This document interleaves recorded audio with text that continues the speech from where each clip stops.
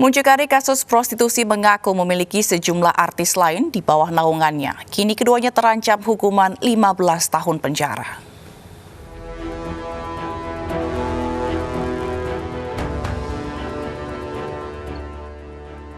Dua tersangka atas kasus dugaan prostitusi artis yang menimpa ST dan MA mengaku memiliki jaringan khusus beranggotakan pemain sinetron hingga selebgram. Selain ST dan MA, pasangan suami istri ini juga mengaku menaungi dua artis lain yang masih didalami keterlibatannya dalam praktek prostitusi. Tersangka mucikari ini berinisial AR, umur 26 tahun. Pekerjaannya karyawan swasta, dan tersangka kedua inisial CA, 25 tahun, di mana kedua orang ini perempuan dan laki-laki adalah suami istri yang memang berprofesi sebagai mucikari. Sedangkan saksi-saksinya yang pertama adalah ST, yang kedua adalah SH. ST alias M berusia 27 tahun dan SH alias MY berusia 26 tahun. Inilah detik-detik saat artis berinisial ST dan rekannya selebgram berinisial SH alias MA yang terlibat prostitusi terekam kamera pengawas hotel. Setibanya di hotel, MA langsung menemui muncikari di lobi untuk mengambil kunci kamar. Tak berapa lama, ST datang bersama muncikari yang sama dan langsung mengantar ke kamar. Masing-masing artis memasang tarif 30 juta rupiah, namun untuk hubungan trisam atau bertiga, pengguna jasa membayar 110 juta rupiah. Dari Jakarta, Tim Liputan iNews melaporkan.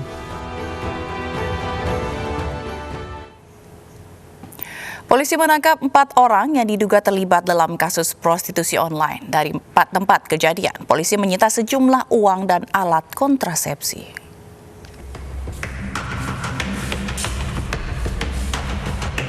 Keempat orang ini diamankan anggota unit Reskrim Polsek Tanjung Priuk di sebuah hotel di kawasan Danau Sunter, Tanjung Priuk, Rabu malam lalu. Mereka langsung dibawa ke kantor polisi untuk diperiksa. 2 dari 4 orang yang ditangkap adalah muncikari, sementara 2 lainnya adalah pemain sinetron dan selebgram. Sementara ini kami mengamankan 4 orang yang diduga prostitusi online. Katanya korbannya ada artis. Ya, tapi nanti lebih jelasnya pada saat press release. Yang kami amankan sementara 4 orang. Dari lokasi penggerebekan, polisi menyita barang bukti berupa handphone dan alat kontrasepsi. Kini kasus prostitusi tersebut telah masuk dalam penyidikan kepolisian. Penangkapan artis VS dan Hana Hanifah menambah daftar panjang artis terseret prostitusi, mulai Vanessa Angel, Afrelia Shakila, Anggita Sari, dan Amel Alfi.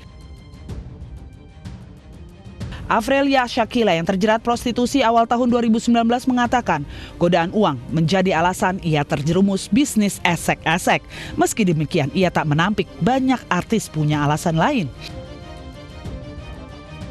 Pasti kan duit ya gitu kan, ya siapa sih cewek yang gak mau duit gitu kan. Itu karena kalau aku pribadi, aku orangnya ya inilah aku gitu kan. Ya aku kenapa begitu, ya mungkin aku karena ya butuh duit gitu kan. Mungkin kalau cewek-cewek di luar sana mungkin belum tentu mau mengakuin kalau mereka tuh melakukan hal seperti itu karena duit. Dan zaman sekarang banyak banget yang orang menengah ke atas juga banyak melakukan hal seperti itu gitu.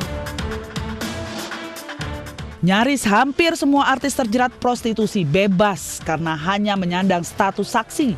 Kecuali Vanessa Angel karena ia menyalahi undang-undang transaksi elektronik lantaran penyebaran gambar tak senonoh dirinya kepada sang muncikari untuk selanjutnya dijadikan bahan promosi kepada lelaki hidung belang. Di kasus prostitusi, polisi hanya bisa menangkap muncikari karena tak ada kekuatan hukum menjerat perempuan dan pria pemakai jasanya.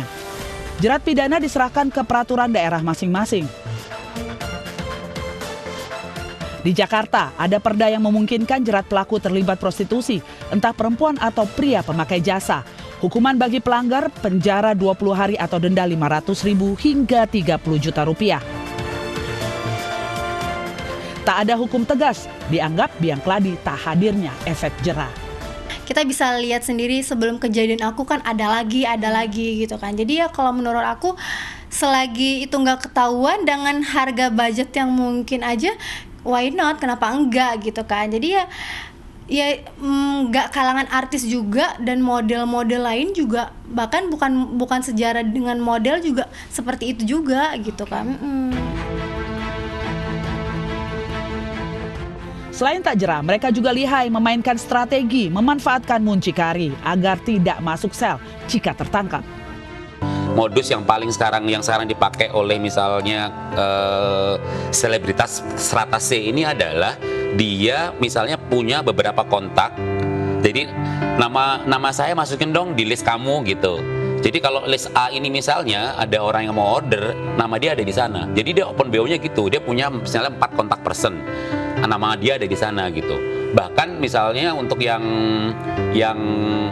transaksi yang dalam kota itu tadi saya bilang mereka udah misalnya store nama ke beberapa tempat VIP, tempat hiburan VIP di Jakarta, udah punya kontak person sendiri. Kalangan DPR menilai perlu segera ada aturan tegas merevisi Kitab Undang-Undang Hukum Pidana. Yang dianggap memperdagangkan mucikarinya gitu kan yang kena.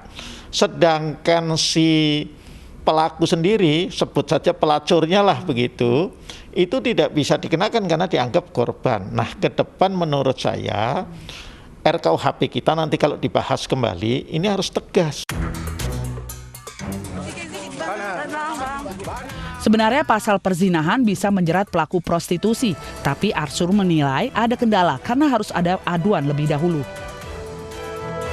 Dengan demikian, kasus prostitusi masih menjadi pekerjaan rumah bangsa ini karena hukum lebih lemah dari godaan syahwat. Ya, untuk mengupas fenomena artis serta selebgram yang terjerat prostitusi online, kami sudah terhubung dengan Muammar MK, penulis buku Jakarta Undercover. Halo Mas MK, apa kabar? Selamat sore Mas. Halo, apa kabar? Selamat sore. Baik, Mas MK, ini bagaimana Anda melihat fenomena tentang prostitusi online? Apakah ini hanya sekedar tren? Apakah memang ada tujuan untuk pemenuhan ekonomi? Sebenarnya sih tidak ada tren-trenan ya, karena kalau prostitusi online itu yang pelakunya entah dari kalangan orang biasa atau dari kalangan selebritas ya terjadi setiap hari gitu. Jadi ini tidak ada kaitannya sama tren, tapi lebih kepada bagaimana kemudian ada sebagian orang yang kemudian memang menggantungkan satu ekonominya, roda kehidupannya, dan kedua menggantungkan gaya hidupnya pada prostitusi gitu. Dan ini kebetulan aja kemudian ada yang ketangkep lagi kan. Jadi kasus yang sekarang terjadi di Sunter menurut saya adalah rentetan bagian dari kasus-kasus sebelumnya. Gitu. Maaf. Baik, lalu apakah tadi kan seperti Mas MK bilang bahwa memang tuntutan ekonomi yang menjadi alasan utama gitu. Seberapa menjanjikan artis-artis ini dalam prostitusi online ini? Nah, harus diingat gini, ada yang kemudian ini kan dalam catatan saya ini lagi-lagi saya harus katakan bahwa kebanyakan yang kemudian tertangkap ini kan dari selebritas papan C ya gitu. Artinya ini agak rancu nih antara bahwa satu, apakah ini memang sebenarnya profesi sebenarnya adalah memang dalam tanda kutip penjual jasa kemanjaan atau bisa di booking itu, atau memang statusnya sebagai selebgram atau sebagai selebritas ini sebenarnya status yang dipakai untuk kemudian menaikkan bandrol gitu. Rata-rata sih dari catatan saya yang kelas C ini emang agak rancu gitu, karena kalau dari selebritas papan kelas B plus atau A gitu, rasa-rasanya memang dengan bandrol yang katakanlah di Sunter itu 30 juta gitu untuk sekali transaksi, ya itu kelas C-nya segitu. Kalau selebritas papan kelas B plus dan A, pendapatan dari endorsement aja jauh lebih besar dibanding ibaratnya menjajakan diri gitu. Jadi dalam catatan saya dari sekian rentetan kejadian gitu, kasus Medan, kasus Bandar Lampung, Surabaya bahkan, terus kemudian yang terbaru Sunter Jakarta, ya lagi-lagi ini selalu yang tertangkap adalah selebritas dari kalangan C gitu, dan ini semakin menggarisbawahi bahwa ada semacam identifikasi yang melekat gitu, bahwa kalangan C ini yang paling banyak kemudian memang mencemplungkan diri di prostitusi online gitu. Baik, kalangan C ini apakah termasuk selebgram yang baru-baru ini? Karena kalau kita lihat sebelumnya kasus-kasus ini menjerat artis-artis yang istilahnya sudah punya nama, begitu yang tadi Mas MK sebutkan kelas A begitu ya. Nah, yang sekarang ini kita melihat bahwa beberapa artis ini bahkan yang masih selebgram yang baru-baru gitu. Gimana Mas MK melihatnya? Ya ruang kan di dalam proses itu kan ada namanya sama lah, ada modus operandi, jadi memang terbagi juga dalam beberapa kelas gitu aja. Ini yang kemudian memang dimanfaatkan oleh para mucikari gitu. Jadi kebanyakan mereka bergerak di ranah selebritas papan kelas C karena memang ini yang memang secara modus memang lebih mudah gitu dipasarkan. Misalnya dan satu itu yang pertama, yang kedua bandrol yang kemudian dipasarkan kan relatif lebih murah gitu, karena dia pasti bergerak dari kisaran 10, 15, 20 sampai kemudian tembus 50 lah yang paling besar gitu. Ini yang kemudian dimanfaatkan oleh para muncikari yang dalam tanda kutip bekerja sama langsung dengan para selebritas dari kelas C ini gitu. Jadi ya modusnya cenderung konvensional tapi profesional gitu. Konvensional dalam arti kasusnya beberapa kan misalnya ketangkepnya ketahuan transaksinya duitnya berapa. Ada bukti elektronik transferan gitu. Terus kemudian ketemu di hotel. Ada namanya short time, one night stand atau short time. Itu rata-rata beberapa indikasi modus yang sering dipakai di kalangan C gitu. Karena kalau kita mau jauh melangkah ke yang kelas A gitu, susah diindikasikan apa yang mereka lakukan itu dalam sebagai bagian dari transaksi prostitusi gitu. Kan ada kasus misalnya dari beberapa temuan saya adalah pelesir pelesir sebulan gitu ke luar negeri gitu. Secara transaksi kan itu bagian sama. Apa bedanya itu dengan transaksi short time atau one night stand kan gitu. Beda angka aja, terus beda tempat gitu, beda modus dan sebagainya gitu. Jadi seperti itu. Baik, Mas MK, ini kan kalau kita lihat muncikari justru mendapat bagian lebih besar begitu. Apakah ini juga dimanfaatkan muncikari untuk menjalani bisnis prostitusi online ini? Ada beberapa macam aturan main sih di prostitusi online yang di kalangan selebritas ini. Ya ada, misalnya yang pertama ada yang berlaku hukum pembagian biasa gitu, kayak semacam fee agency gitu. Ada yang kemudian dapat 25%, ada yang 20% gitu.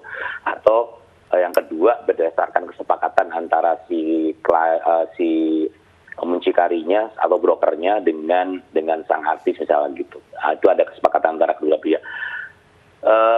Ada juga yang kemudian seringkali ini terjadi beberapa kasus, misalnya adalah sang muncikari berhak kemudian menawarkan harga bahkan itu 2 kali lipatnya atau 3 kali lipatnya gitu. Kalau misalnya ketemu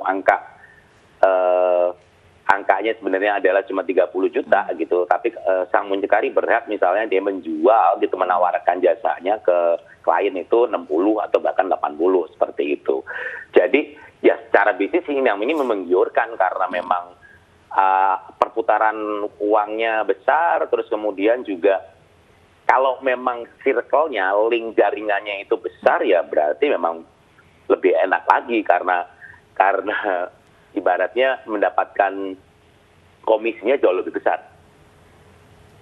Baik Mas MP, ini tadi sebut juga ada jaringan. Apakah termasuk dalam teknik promosi? Ini masuk dalam jaringan-jaringan sehingga artis-artis ini yang ingin menawarkan diri ini jadi satu begitu dalam satu jaringan? Secara promosi sebenarnya kalau di jaringan posisi kelas C ini sebenarnya lebih memanfaatkan istilahnya kuping ke kuping sih. Jadi kayak kontak person ke person gitu. Jadi tidak ada namanya, ya beberapa ada sih yang kemudian menggunakan softcore gitu, iklan gitu di beberapa media sosial yang mereka punya gitu. Ada, tapi itu sifatnya mungkin hanya soft sell gitu, tidak kemudian menjual secara terang-terangan gitu. Tapi begitu sampai pada tahapan dating, terus lanjut kemudian ke transaksi, mereka tetap butuh apa yang disebut sebagai broker atau mucikari tadi gitu. Nah ini sebenarnya lebih menjadi kayak promosi antar jaringan, antar person ke person gitu. Misalnya satu kontak person atau dalam hal ini mucikari, dia kan punya tuh membawai beberapa anak didik dari beberapa selebritas papan C gitu. Ya sudah, ini tinggal kalau kemudian ternyata misalnya klien itu menginginkan menginginkan selebritas papan C tapi tidak ada di list dari mucikari A misalnya, ya dia tinggal minta ke germos B atau ke kontak person di C gitu. Jadi berlaku semacam kontak person ke kontak person gitu.